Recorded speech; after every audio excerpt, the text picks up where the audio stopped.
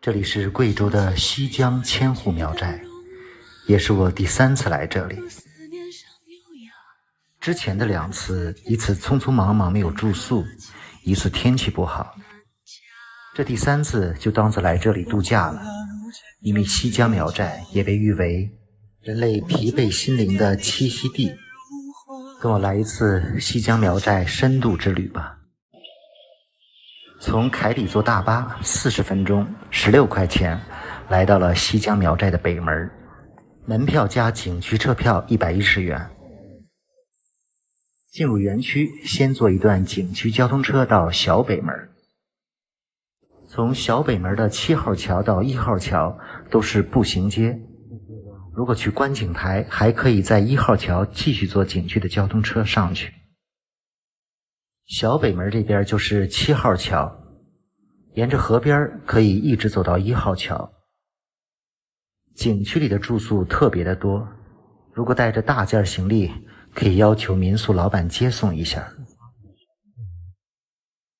另外，如果预定了观景台附近的民宿，最好是从西门进入，这样就不用从北门走这一大段路了。我这次来西江苗寨没有带大件行李，背个小包就来了。我要从7号桥走到1号桥，大概要走700-800米。这是苗寨里的风雨桥，整个寨子里一共有7个风雨桥，从1号到7号。寨子被这条河一分为2，由7座风雨桥连接。这7座风雨桥是西江千户苗寨的重要建筑之一。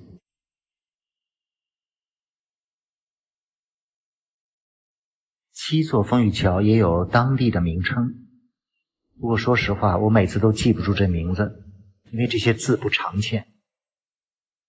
我是下午到的千户苗寨，这时候天还下着蒙蒙细雨。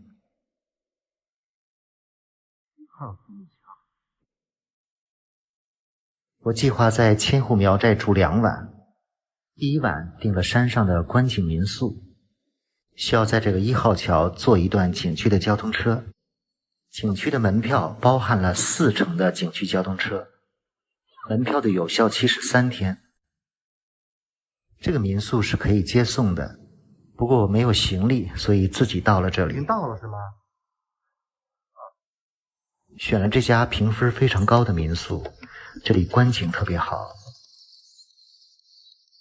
从前厅的休息台就可以看到整个村寨的全景。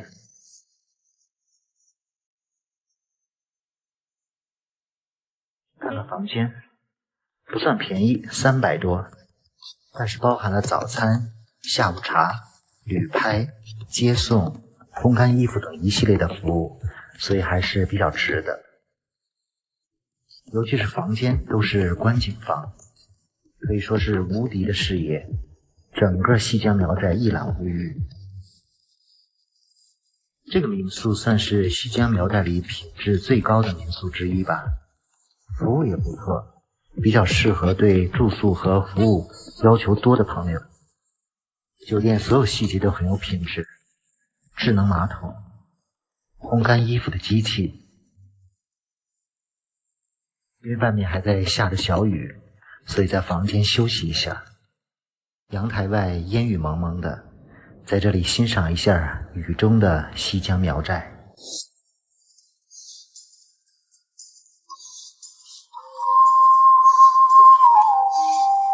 吹过云落在天边，来的路忽然之间默默的听懂，在流连茫然追逐遥远的梦，这些话是温热的领悟，却移开了迷雾。想起来酒店还提供下午茶，到前厅坐一坐，在这里发发呆，吃个下午茶。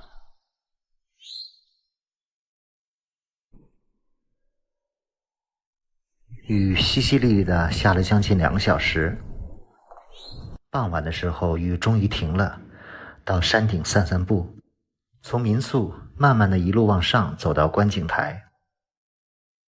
远处还似乎露出了一点蓝天，整个村寨变得清晰起来。这里居住着1400多户人家，一共6000多人。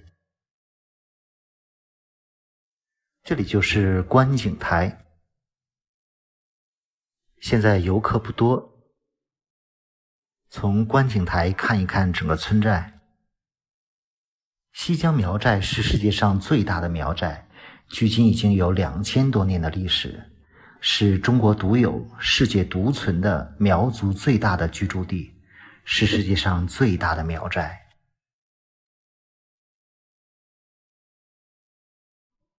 从观景台上望去，整个苗寨四面环山，层峦叠嶂，少了些喧嚣，这里更加美丽。观景台这边也有很多的住宿和餐厅，找了一家观景的餐厅，在这里吃个简餐。观景台这边很多的住宿和餐厅都有观景的位置。看看对面的山上，这都是苗族的吊脚楼，都有上百年的历史。下面亮灯的地方是美丽西江的演出场地。选择在山顶的餐厅吃个晚餐，既可以赏景，又可以吃美食。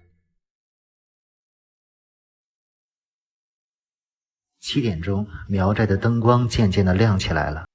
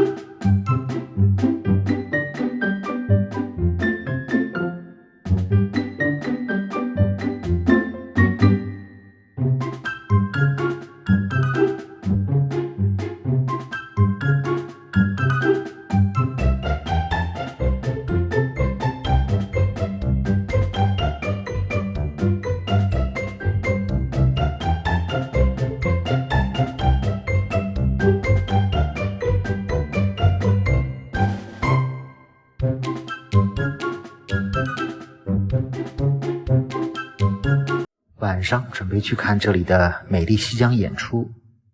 西江苗寨现在每天有3场演出，上午10点半在北门广场有一个蓝门酒，下午2点钟在芦笙场有一个免费演出。这2个白天的演出都是免费的，但是晚上这个美丽西江的演出是收费的。晚上的演出在3号桥附近。这是一场盛大的民族歌舞演出，现在游客很少，能坚持演出实在是不容易。演出门票148元。一起来跟大家分享一下这场美丽的演出《美丽西江》。演出一共是70分钟，展现了苗族的历史、风俗、传说、服饰展示。第一场开始了。苗族远古的故事，相传蝴蝶从蜂墓中诞生，产下13个蛋，而蝴蝶妈妈也就成了苗族嫡母和神的化身。整场演出分4个篇章，这是第2篇章迁徙。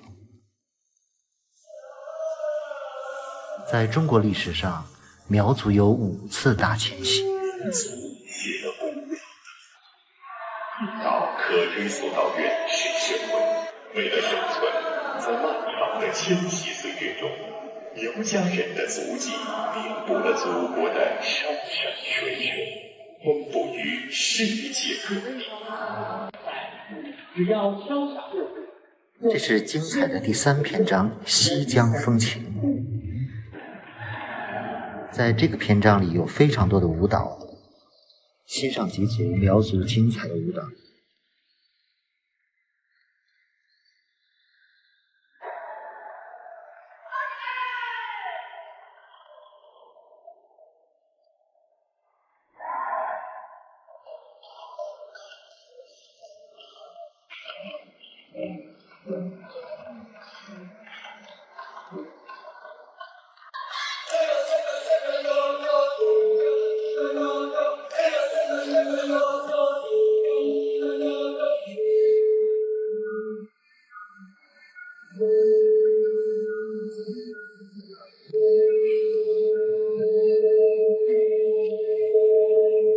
亲爱的朋友们，您现在所看到的是中国最古老的鼓组之一——铜鼓。铜鼓在古代即作为礼器，其声鼓乐，贵又是传递信息的工具。铜鼓被视为吉祥之物，平日我善保存，越隆重节日才击鼓而舞。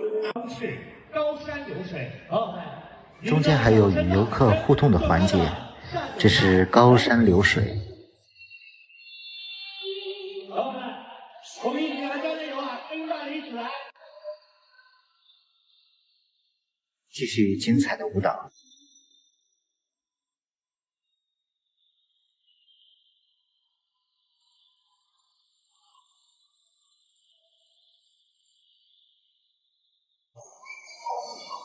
那南来北往的人群，驱不散，喝不完，飘飘然，不知今夕何年，不知天上人间。这是长桌宴的舞蹈。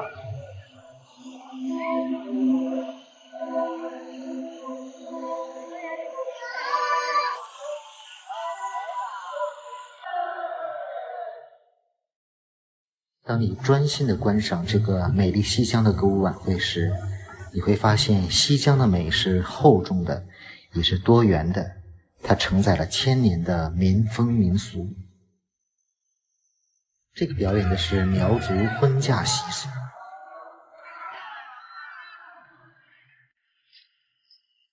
新郎新娘走向了观众席。祝愿在座所有的有情人终成眷属。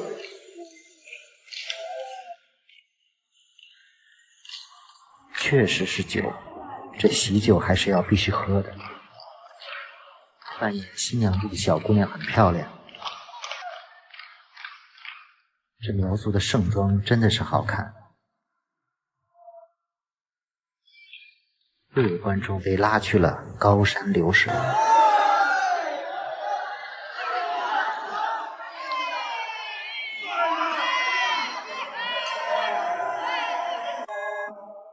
现在是男女生对唱苗族飞歌。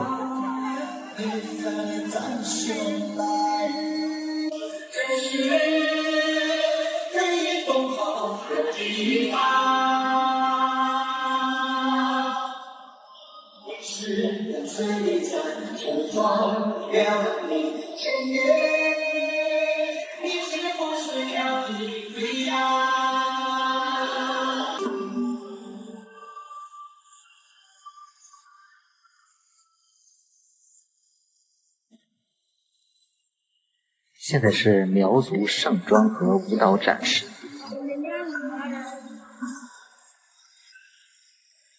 我们的哪吒妹将会身着盛装向您缓缓走来。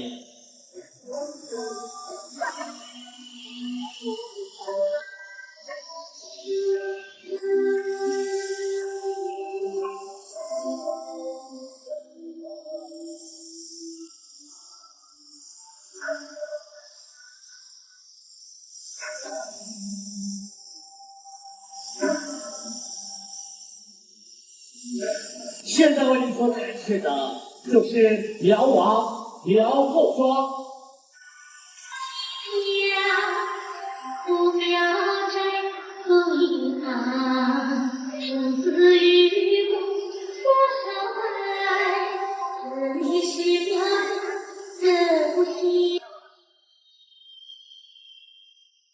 这些记录着千年沧桑历程的服饰，传承着千年历史文化的民族歌谣，既让人感叹，也让人振奋。同时也深切地感到，在苗寨的深处，在苗家人的心中，有着太多的传奇和神秘。这样优秀的民族歌舞表演，还是值得特意去看一看的。尤其是现在这样的时期，能坚持演出非常不容易。看完演出已经将近晚上10点钟，苗寨的夜晚非常的美。这里的景区车晚上营业到11点。沿着河边走一走，欣赏一下苗寨的夜景。一道亮光曾划过，留住青春片刻。离别寒早雪花落，美去明天继续精彩的西江苗寨之旅。有生之年，愿你没有遗憾。这里是贵州的西江千户苗寨。愿你笑容。西江千户苗寨位于贵州的东北部，来这里旅游非常方便。这里距离前东南州的首府凯里市只有30多公里，从凯里或者雷山都有直达的景区交通车。这是在千户苗寨的第2天，昨晚住在了山上的观景民宿，阳台上可以看到整个千户苗寨的全景。昨晚看网友留言说，这个民宿在旺季的时候1000元都订不到，而现在只有200-300元。在这里观景确实无敌。今天果然是个好天气，准备在苗寨里山上山下的都走一走，另外去看一下上午10点半和下午2点的免费演出。早餐时间只有我一个人吃早餐。上午10点半，蓝门酒的演出在景区的北门，需要坐景区车出去看。村里表演的村民也陆陆续续地赶了过来。这个蓝门酒的演出现在每天上午10点半在北门准时举行。如果想看这个迎宾演出的，一定要在上午10点半之前赶到北门。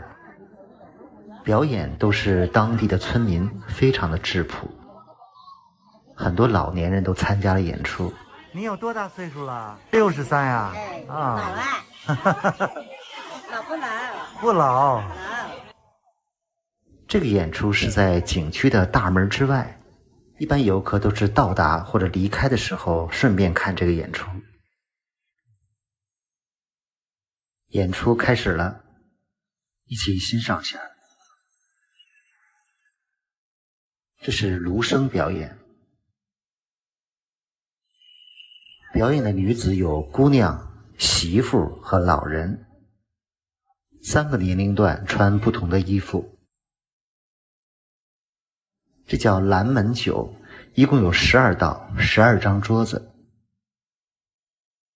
每一道都有不同的名字，有勇敢酒、善良酒等等。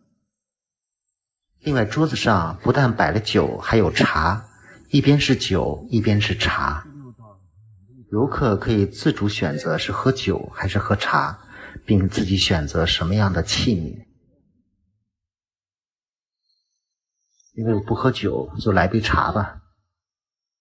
这是一杯善良茶。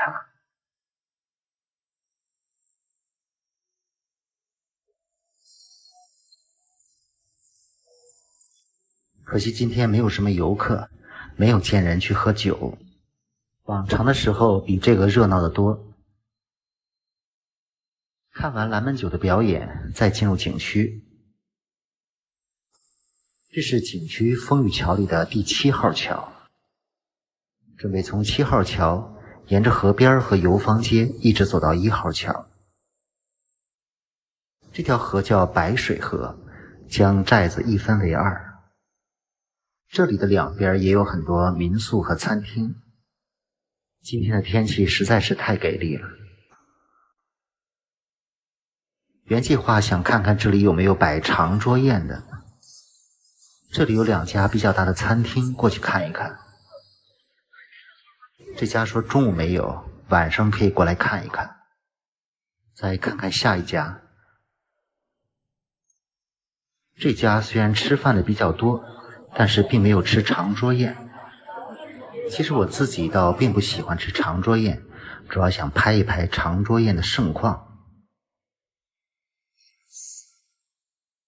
风雨桥是千户苗寨的重要建筑，在这里休息看看风景非常的美。7座风雨桥相距都不算远，感觉这个3号风雨桥最漂亮。在这个桥上拍照的也最多。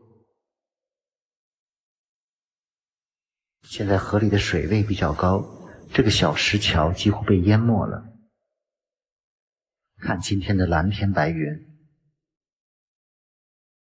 这个小石桥是很多人喜欢拍照打卡的地方，在这个上面走需要小心。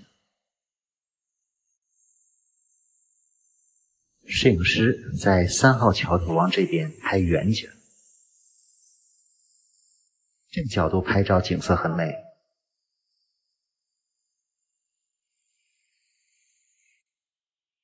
河上的7座风雨桥全长也就700-800米。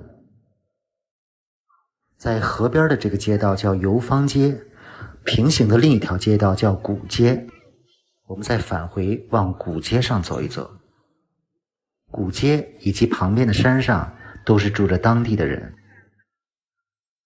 目前这里仍然住着1000多户苗寨人，总人数达到了6000人。所以这里是世界上最大的苗寨。嘎哥古巷，去这里的小巷子里走一走。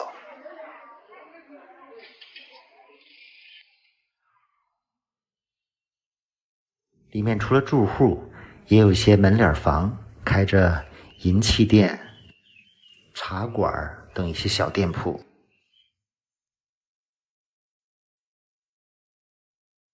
巷子很窄，走起来也挺有感觉的。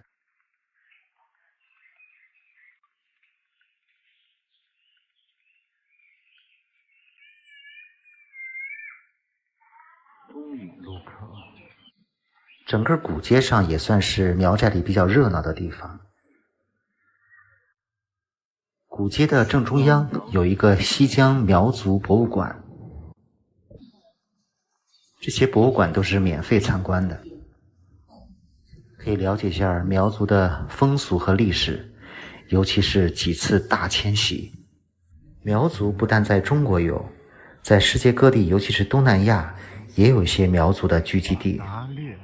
略达嘎，在博物馆的对面是一个很大的芦笙广场，广场上有很多人身着苗族盛装在这里拍照。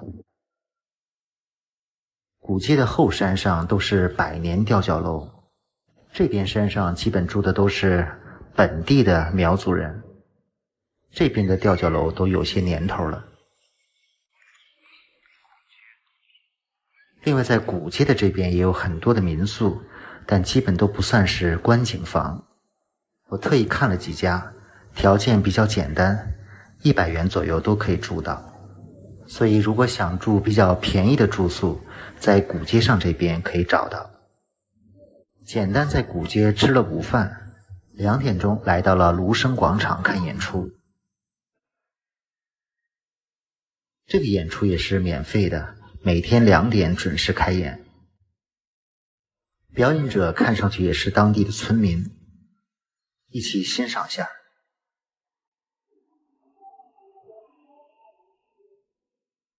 姑娘们头上和腰间的银饰非常的醒目。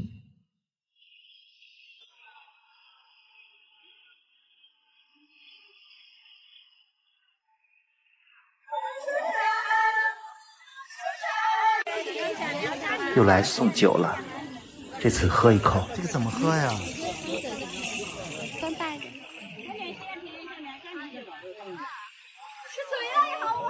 感觉这个米酒度数也不算低呀。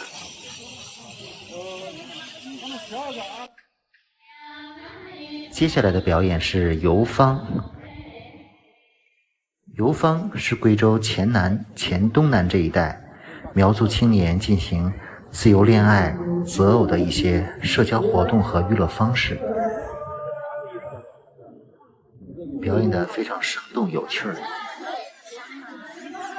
其中一个是来使坏和捣乱的，结果被姑娘们扒了裤子。这是寨子里的老人们表演的传统歌谣。接下来姑娘们盛装表演歌舞。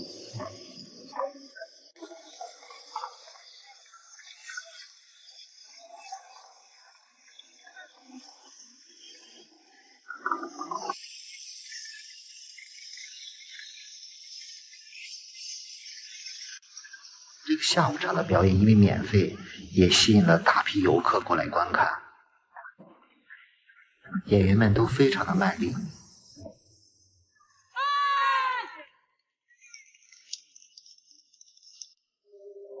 这个表演是40分钟，最后全体演员进入广场载歌载舞。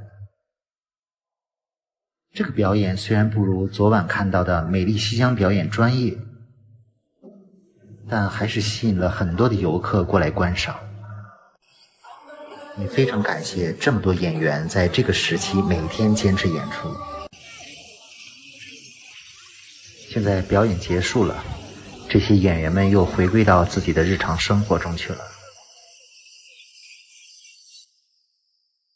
这个芦笙广场的演出也在3号桥附近，和昨晚美丽西江的表演场地相隔不远。穿过风雨桥，一直往山上走，就可以到达观景台。这条路如果不下雨还是比较好走的，虽然台阶有点陡，但10分钟就上去了。再来观景台看一看，虽然云层又厚了起来，但天气还是可以的。昨晚在这里吃饭，看到这家的民宿不错，今晚就搬了过来。这也是一个观景的民宿，价格比较便宜，180。虽然整体的品质和增值服务比较少，但是观景足够了。看看阳台上看到的风景，也非常美。